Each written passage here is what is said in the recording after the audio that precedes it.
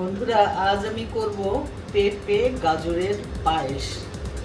এই যে দেখো, আমি 6টা গাজর আর একটা পেঁপে এই ব্লেন্ডারে কেটে রেখেছি। এই যে ঝোড়া ঝোড়া করে কেটে রেখেছি, ধুয়ে কেটে রেখেছি। এটা একটু জাস্ট গন্ধটা যাওয়ার জন্য আমি একটু গরম পানিতে ভাপিয়ে নেব।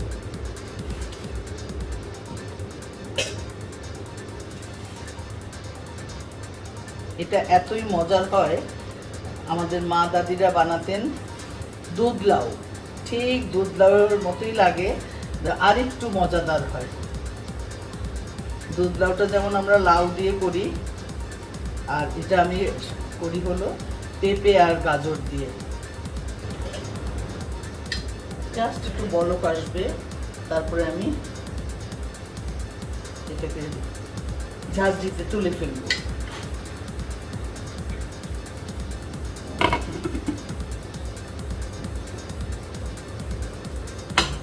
হয়ে গেছে ভাপানো, আমি এখন তুলে ফেলছি।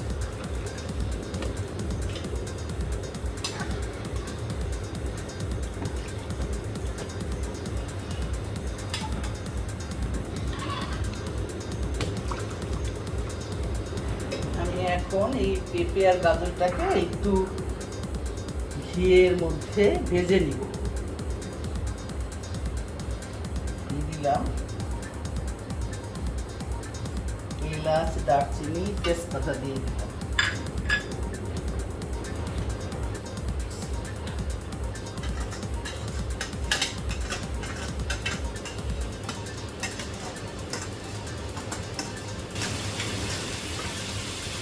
সামান্য একটু লবণ দিয়ে দিচ্ছি, মিষ্টি জিনিসে একটু লবণ না দিলে ভালো লাগে না।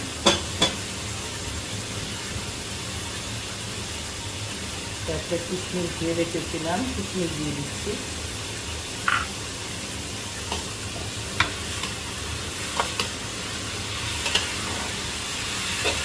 একটু কাঁচা কাঁচা স্মেলটা চলে গেলে আমি দুধ দিয়ে দিব এর মধ্যে।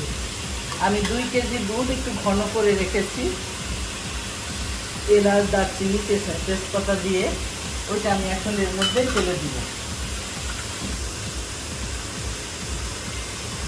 একটু ঘন করে নিয়েছি। তুমি যত দুধ দিবে তত খিসা খিসা হবে, জিনিসটা তত ভালো লাগবে। আমার এখানে 2 কেজি দুধ আছে।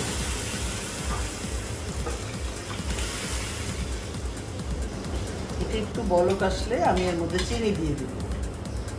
যে যেরকম মিষ্টি খাও সে সেরকম চিনি দিবে। মন চাইলে তুমি খেজুরের গুড় দিয়েও করতে পারো, সেটাও ভালো লাগবে। আমি এখানে চিনি দিয়েই করছি।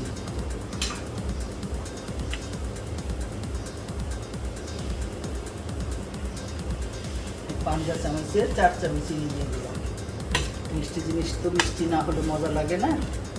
এটা এখন আস্তে আস্তে জাল হবে, আর পেঁপে আর গাজরটা সফট হবে। হয়ে গেল আমার গাজর ও পেঁপের পায়েস। এটা তোমরা আরও শুকাতেও পারো, একটু ভিজা ভিজা থাকলেও রুটি দিয়ে খেতে ভালো লাগবে। এখন এটা নামিয়ে নিচ্ছি।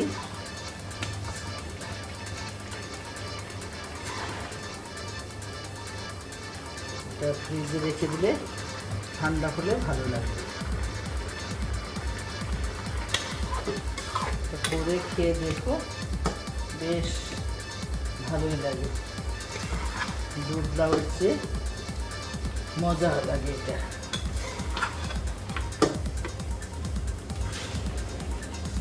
ও কাঠবাদাম কুচি করে দিয়ে দিচ্ছি।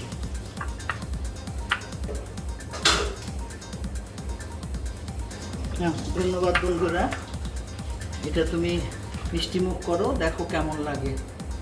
কমেন্ট করো এবং বন্ধুদের সাথে শেয়ার করো কেমন। আল্লাহ হাফেজ।